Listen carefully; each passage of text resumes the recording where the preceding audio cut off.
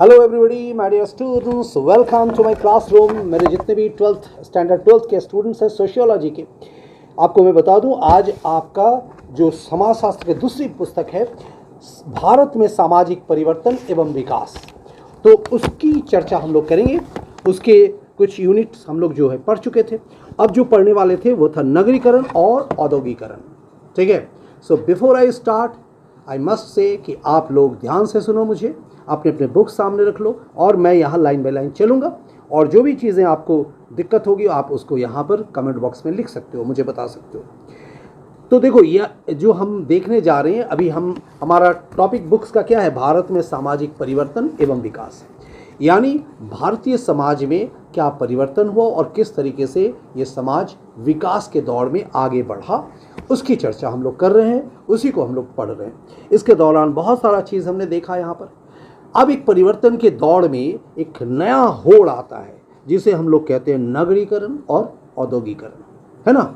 यानी जहाँ नगर बैठते हैं, नगर की स्थापना होती है और नगरों में, शहरों में उद्योग लगते हैं, औद्योगिकरण, इंडस्ट्रियलाइजेशन।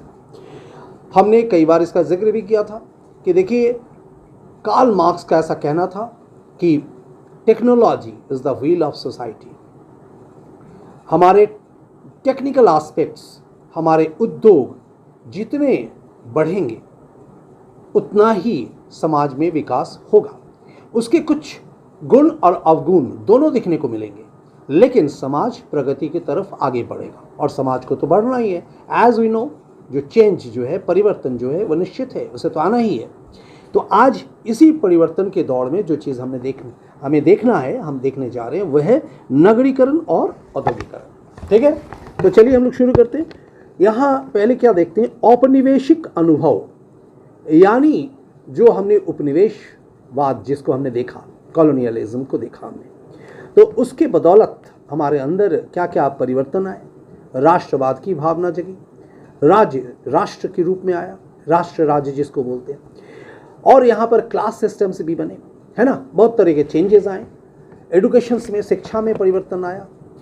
तो यहाँ पर हमने क्या देखा कि अंग्रेजी की बोलबाला बढ़ी, व्यापार में परिवर्तन आया, हमारे आर्थिक परिवर्तन, सामाजिक परिवर्तन, सांस्कृतिक परिवर्तन, राजनीतिक परिवर्तन, ये सारे जो प्रमुख परिवर्तन है वो हमें देखने को मिला। अब यहाँ औपनिवेशिक अनुभव यानी इसका एक्सपीरियंस हमने कैसे लिया, क्या है, उसके बारे में हम लोग पढ़ रहे हैं। औद्योगिकरण का संबंध यांत्रिक उत्पादन के उदय से है।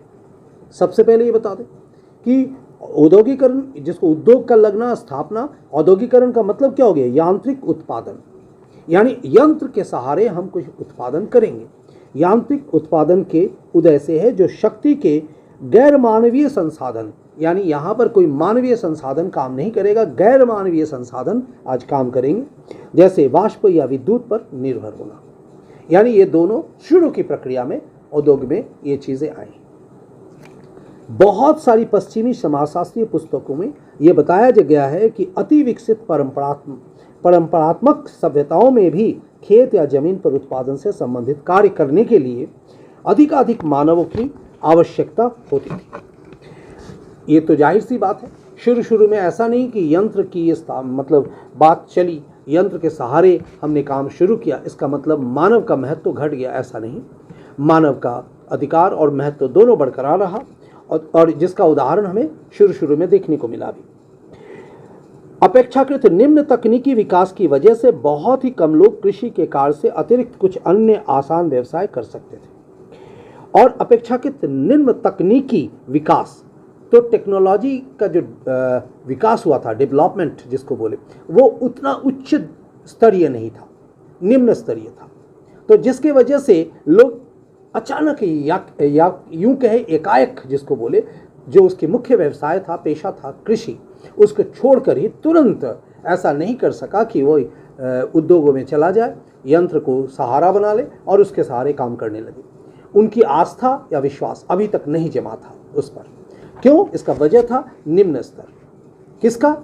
उद्योगों का, यंत्र का। ठीक है।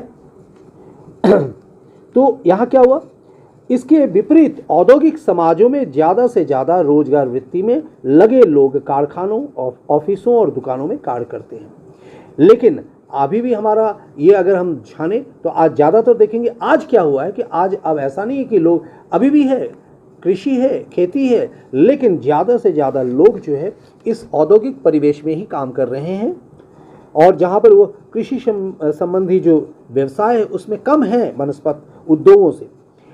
लेकिन ये हम देखते हैं कि चाहे वो ऑफिस में काम कर रहे हो, दुकानों में काम कर रहे हो, कारखाना में काम कर रहे हो, तो यहाँ इसकी बढ़ोतरी ज़्यादा हो गई है। और ये देखने में आया है कि पश्चिम में 90% से ज़्यादा लोग कस्बों और शहरों में रहते हैं, ठीक है, क्योंकि वहीं पर रोजगार एवं व्यवसाय के अवसर अधिक होते हैं। अतः हम नगरीकरण को औद्योगिकरण से जोड़कर देखते हैं और ये दोनों प्राय एक साथ होने वाली प्रक्रियाएं हैं, लेकिन हमेशा ऐसा नहीं होता। साधारणतः हम लोग नगर को ही जोड़ते हैं कि उद्योग वहां लगे, यानी नगरीकरण और औद्योगिकरण शायद एक दूसरे के पूरक के रूप में, एक दूसरे के साथ मतलब एक जोड़, एक कनेक्शन के रूप में है, लेकिन अक्सर ऐसा नहीं होता है। क्यों नहीं होता है देखते हैं। उदाहरण के लिए ब्रिटेन औद्योगिकरण से गुजरने वाला पहला समाज था जो सबसे पहले ग्रामीण से रूपांतरित होकर नगरीय देश बना। अगर देखें ब्रिटेन को देखें तो सबसे पहले वो ज्वलंत उदाहरण बना इसका, जो सबसे पहले अगर यूं कहे उसका सोसाइटी, उसका समाज ग्रामीण था और वो धीरे धीरे रूपांतरित होकर नगरीय समाज के रूप में बना। सन 1800 में 10,000 निवासियों वाले कस्बों और शहरों में पूरी जनसंख्या के 20% लोग रहते थे और सन 1900 तक यह अनुपात 74% का हो गया। तो सोचिए इसके विकास, इसका बढ़ोतरी का दर कितना था। राजधानी लंदन में सन 1800 में लगभग 1.1 करोड़ लोग रहा करते थे।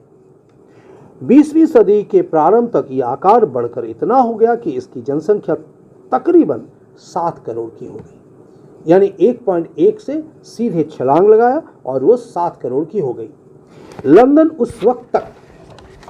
जो था उस वक्त तक क्या था देखिए, दुनिया का सबसे बड़ा नगर था, यानी दुनिया का सबसे बड़ा नगर कौन था? लंदन।